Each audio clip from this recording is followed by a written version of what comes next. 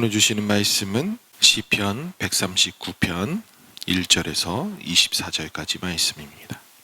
우리가 하나님 말씀을 보다 보면 참 위로가 되는 말씀이 있어요. 특히 오늘 말씀이 그런 것 같아요. 다윗이 지은 시인데, 다윗이 인도자에 따라서 노래를 불렀던 그 노래인데, 다윗의 마음, 신앙 이런 모든 것들이 잘 담겨져 있어요. 사실 신앙생활 하다 보면 그 아주 근원적인 부분에서 힘들어 하시는 분들이 있어요. 무엇이냐면 하나님을 아버지라 여겨야 되는데 그 아버지를, 그러니까 하나님을 아버지라 여기는 데서 걸림돌이 되는 게 있다고 그러더라고요. 저는 그런 생각을 안 해봤는데 깜짝 놀랄 만한 얘기를 들었어요. 육신의 아버지가 어떤 아버지냐에 따라서 하나님 그 아버지가 그 하나님 아버지를 어떻게 대하는지 바뀌어진다고 얘기를 하더라고요. 즉 우리가 하나님에 대한 형상을 그려볼 때, 하나님의 이미지를 그려볼 때 나의 부모님, 우리의 부모님이 가장 큰 영향이 그 이미지를 형성하는 데 가장 중요한 역할들을 한다고 그럽니다. 그래서 아버지라고 여겼던 육신의 아버지라고 표현하는 게 제일 편할 것 같아요. 육신의 아버지가 때때로는 관계가 형성이 되지 않고, 그리고 너무 무섭고 두려운 존재로, 그리고 폭력적인 아버지로 있다면 하나님 아버지를 여길 때에 두려움이 더 크고 관계에 따뜻하고 사랑스러운 그 느낌보다 범죄에 관련된 이런 부분에, 잘못한 거에 대한 그 부분에 더 민감하다고 합니다. 그리고 또 반대로 육신의 아버지와 아주 친근해서 따뜻함이 무엇인지, 사랑이 무엇인지, 부정이 무엇인지에 대해서 많이 겪어본 사람은 하나님을 대하는 데 있어서 때때로는 사랑의 하나님이 너무 커서 거리낌 없이 하나님께 가서 나아가며 즐기는 그런 모습들이 더 많이 형성된다고 해요. 그런 부분에 있었을 때 우리가 부모님이라고 여겼던 그 부모님의 존재가 또 때때로는 신앙생활에서 신앙을 형성하는 데서 가장 큰 영향이라고도 할 수 있어요. 가끔 저희 개인적인 얘기를 한다면, 저는 아버지가 일찍 돌아가셔서 그래서 그 형성됨이 좀 마음에 안 차 있는, 그래서 아버지의 그 따뜻함, 그런 부분들이 많이 이제 잘 형성되지 않는 것은 아닌가라는 생각을 합니다. 그래서 때때로는 외롭고 힘들고, 때로는 누구에게 말하지 못하고, 말하지 않아도 그냥 착 어리광 부리며 기댈 수 있는 곳이 필요할 때가 종종 있는 것 같아요. 그런데 참 감사한 건 마음의 전환이 생겨졌는데, 그 외로움 때문에 때때는 불평불만이 생겼지만 어느 때부터는 사람에게 의지하며 살아가는 것이 아니라 하나님밖에 없구나. 나의 영원하신 그 하나님은 내가 어느 모습이든지 어떠한 형태든지 어떠한 상황이든지 그분에게 다가가면 그분이 나를 위로하여 주시고 그리고 안아주시는 그 은혜가 있구나라는 것을 알게 되더라고요. 그러면서 사람에게 기대기보다 하나님께 토로하고 하나님께 엎드리고 그냥 하나님께 모든 것들을 다 쏟아놓는 삶이 생겨졌어요. 그랬을 때 이 다윗도 그러지 않았을까라는 마음에서 제 마음이 다윗 같은 마음, 그리고 다윗이 이런 심정이 아니었을까? 이런 생각을 하면서 말씀을 묵상했습니다. 다윗이 그런 표현들이 잘 담겨져 있어요. 오늘은 24절까지, 사실은 24절이 너무 많은 것 같아서 한 어느 정도에서 중간에 자르려고 했었어요. 그런데 못 자르겠더라고요. 왜냐하면 찬송가 부를 때 1절부터 4절까지 있는데 1절과 4절 하면은 2절과 3절에 그게 너무 내용이 아쉬운 거 있죠. 왜냐하면 거기에도 신학적인 뜻과 그 마음에 동감되어지는 구절들이 있기 때문에, 그것처럼 요 1절부터 24절까지에 있는 이 시편의 이 시가 꼭 4절로 네 파트로 구성된 것처럼 주제가 네 가지로 형성되어져 있어요. 그러면 구구단을 외우신다면 6, 4, 24 네 가지니까, 그러면 1절부터 6절까지, 그리고 7절부터 12절까지, 13절부터 18절까지, 그리고 19절부터 24절까지 이 네 가지의 주제들에 따라서 다윗이 고백하는 것이 나와요. 그리고 쭉 읽다 보면 그냥 구절구절들이 너무 좋으면서 동감이 되는데, 또 보면은 되게 광의적인 큰 의미에서부터 차근차근 가면서 다윗 자신에게 해당되는 사적인 마음으로 다가가는 그 내용들이 이렇게 흘러가는 것도 보게 돼요. 그럼 이 큰 틀에서 한번 이 말씀을 들여다보면 참 풍성하게 여겨질 거라 여겨져요. 그러면서 또 한 가지 마음에서 여담을 말씀드리면, 이 시편은 제가 부연 설명할 게 필요할까? 그냥 이 말씀을 같이 한 절 한 절 읽고 너도 알고 나도 알고 하는 이 내용, 간단한 이 말이 그냥 마음으로 다가오는 것이 우리에게 큰 은혜가 되지 않을까라는 생각이 들 정도로 너무나도 주옥 같은 말씀들이 기록되어져 있어요. 1절부터 6절까지의 말씀을 한 단어로 정리해 본다면 저는 경외라는 말씀으로 함축하고 싶어요.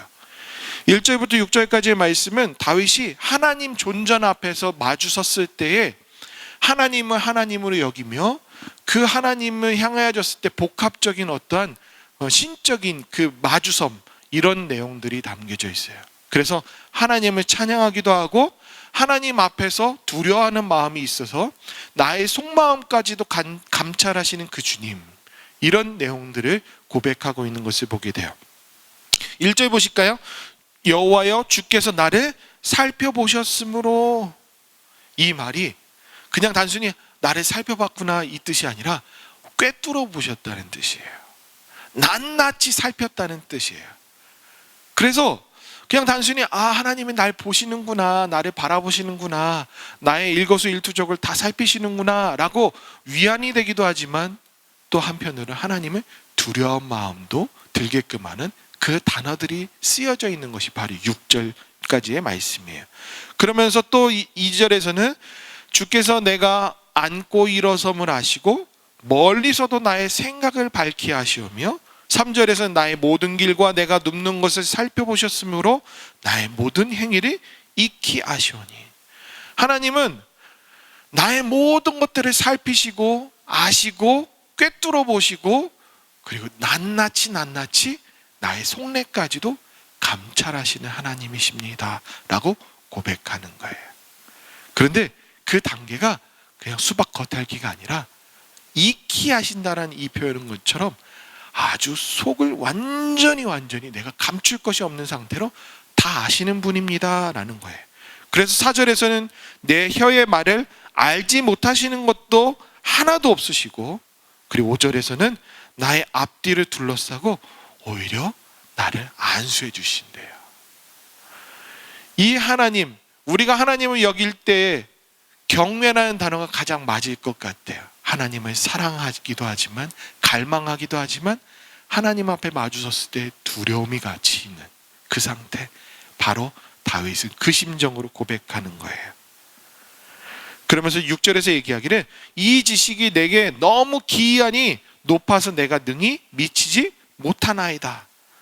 사실 이 번역보다 새 번역에 있는 성경의 내용이 훨씬 더 동감되어질 것 같아서 제가 메모해 왔어요. 읽어드릴게요. 이 깨달음이 내게는 너무 놀랍고 너무 높아서 내가 감히 측량할 수조차 없습니다. 이렇게 고백해요. 다윗은 이걸 알게 된 거예요. 나의 모든 것들을 아시고 내가 어디에 서 있든 내가 어디에 머물러 있든, 그리고 내가 무슨 생각을 하고 무슨 말을 할지, 내 혀 끝에서 무슨 말이 나올지까지 다 아시는 하나님. 그것을 내가 내가 상상도 못하고 거기에 이르르지 못했는데 이걸 깨달습니다 라고 고백하는 거예요. 그러면서 7절에서는 더 따사로운 얘기들로 해주고 있어요. 7절에서는 내가 주의 영을 떠나 어디로 가며 주의 앞에서 어디로 피하리이까. 이 말은 주님의 얼굴 앞에서 대면하며 사는 것처럼 착 하나님 앞에서 살아가는 그 모습을 얘기해줘요. 그러면서 내가 하늘에 올라갈지라도, 스월, 지옥이라고 표현할 수도 있고 암흑이라고 표현할 수 있는데, 스월에 내려 자리를 펼칠지라도 거기에 계신대요. 어디든 주님은 계신대요. 그래서 저는 이 두 번째 파트, 이 부분에서는 동행하시는 하나님이 그려졌어요. 하나님은 우리와 동행하세요. 우리가 어느 곳에 있든지. 제가 인상 깊게 기억이 나는 그 말이 있어요.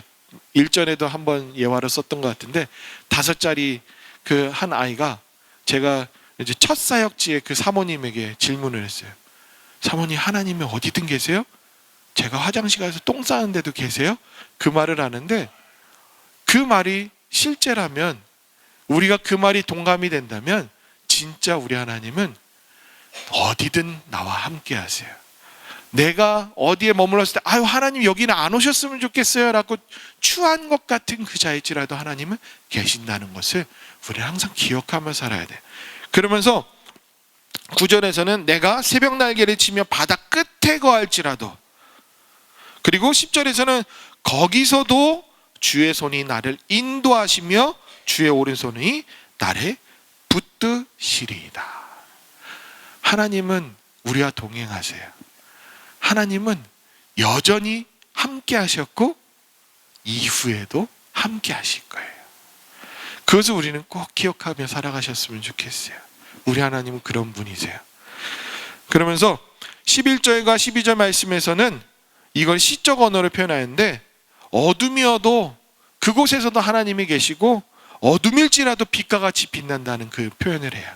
하나님이 머무시는 곳이라면, 우리가 참 힘들고 어려운 고난의 현장일지라도 거기는 평안한 곳이 될 수 있어요. 하나님이 계시니 그 어디나 하늘나라라고 우리는 고백할 수 있는 거예요. 하나님이 동행하신다는 것을 또한 고백하고 있고요. 13절에서 18절까지의 말씀에서는 이 다윗은 섭리하시는 하나님을 고백해요. 섭리하시는 하나님.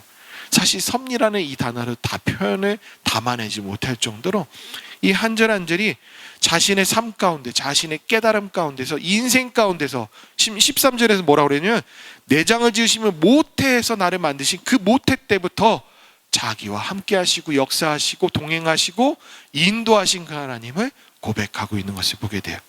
13절에서는 모태에서 나를 만드셨다. 그리고 14절에서는 주께 감사함은 나를 지으심이 심히 기묘하심이라. 이 기묘하심이라는 이 단어는 아는 사람만큼, 아는 것만큼 느끼실 거예요. 저는 인상적이었던 것이 뭐냐면, 제 아내가 아이들이 임신했을 때 인체의 신비를 제일 많이 깨달았어요. 산모가 잉태를 하는 그 순간에 인간으로서 가장 극대화된 생체적인 그런 조건들이 다 이루어야지만 잉태를 하고 아이를 보호하고 그러더라고요. 제가 놀랬던 것은 뭐냐면요, 제 아내가 그 얘기를 했어요. 손에 상처가 났는데 벌써 아무네? 그러더라고요. 저는 그게 크게 동감이 안 되는데요, 진짜 계속 살펴보니까 빨라요. 아물어지는 것도 빠르고요. 그리고 잉태되는 그 아이를 보호하기 위해서라도 엄마가 건강해질 수 있는 그 회복 속도가 훨씬 빠르다는 것을 그때 느꼈어요. 와, 하나님 어떻게 이렇게 신기하신 분일까요? 신비로우실까요? 우리를 그렇게 만드셨네요. 그랬을 때 깨달은 것은 그냥 과학에서 얘기하는 이렇게 어쩌다가 생명체가 생기고 어쩌다가 인간이 생기고 진화돼서 여러 가지들 얘기하는 그 말들이 그냥 쉽게 치부하는 것이 아니라 하나님이 이렇게 완벽하게 만드셨구나라는 것이 다가오니까 이 말씀처럼 심히 기묘하신 하나님을 알게 돼요. 우리의 일상적으로 느껴지는 그 모든 것들, 제가 전에도 얘기했죠. 로봇 만드는 그거였을 때, 저 공대 출신인데 요거 하나 까딱하는 게 얼마나 힘든지 아냐고. 우리가 두 발로 걸어다니고 숨을 쉬는 것, 이 자연스러운 모든 것들이 우리에게는 기적과 같은 일상들인 거예요. 그것을 안다면 하나님이 모태 때부터 나를 섭리하시고 지금도 역사하시고 나와 함께 하시는구나.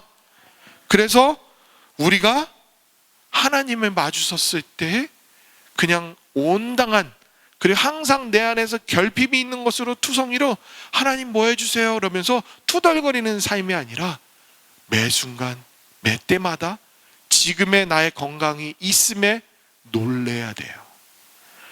하나님 어찌 이렇게 하셨어요? 제가 모셨던 그 목사님 그러더라고요. 우리가 벼락 맞지 않고 살아가는 것도 기적이야 그러더라고요. 그거 잊지 못해요. 그래서 교회 그 벽에다 이렇게 살아있는 것이 축복입니다. 우리가 그냥 숨 쉬고 있는 것, 그 모든 것들이 다 축복이에요. 그것을 기억하실 수 있기를 바라요. 그러면서 17절 18절에서 이렇게 고백해요. 하나님이여 주의 생각이 내게 어찌 그리 보배로우신지요. 그 하나님의 심오한 그 뜻이 어찌 그리 많으신지요 라고 고백해요. 그리고 18절에서는 내가 세려고 할지라도 그 수가 모래보다 많도소이다. 내가 깰 때에도 여전히 주님께서는 여전히 주와 함께 있나이다 라고 고백해요. 이 고백이 다윗의 고백만이 아니라 저와 여러분들의 고백이기 바라요. 19절에서부터 내어진 것은 간단하게 얘기하면 일심동체 같이 느껴졌어요. 다윗이 고백하기를 하나님 마음이 내 마음, 내 마음이 하나님 마음, 이거예요. 여기까지 이르러요. 그전에는 경외로우신 하나님은 그 높고 높으신 그 하나님 얘기하는데, 지금은 하나님과 나의 관계가 이런 마음이에요. 하나님 마음이 내 마음이고요, 내 마음은 잘 아시니 내 마음이 하나님 마음이죠. 이 고백으로 와요.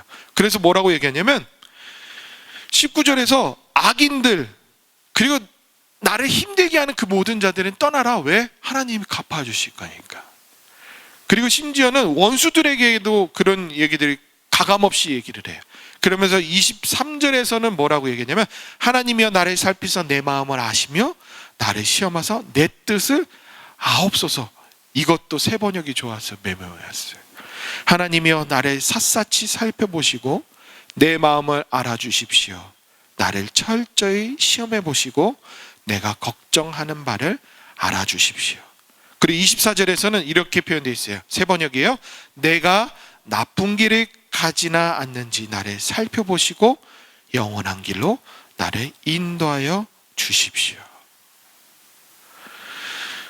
이 다윗의 고백이 주옥 같은 것은 인생 가운데서 그 하나님을 경험하고 이렇게 노래를 부른 거예요. 그랬을 때 이스라엘 백성들이 모두가 함께 노래를 불렀고요, 심지어는 지금 2000년 후, 아니 그보다 더한 세월에 살고 있는 저와 여러분들에게도 동감이 되어지고 바로 나의 하나님으로 고백되어질 수 있는 이 귀한 고백.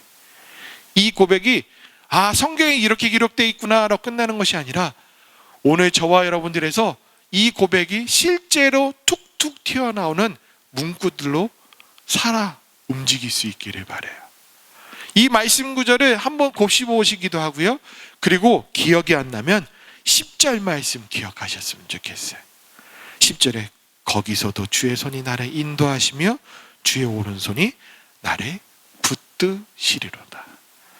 오늘도 주님 앞 주님의 손에 붙들림 바 되어져 살아가시는 저와 여러분들, 하나님이 오늘도 동행하시겠구나라는 기대감으로 부풀어 살아가시는 저와 여러분들 될 수 있기를 바랍니다.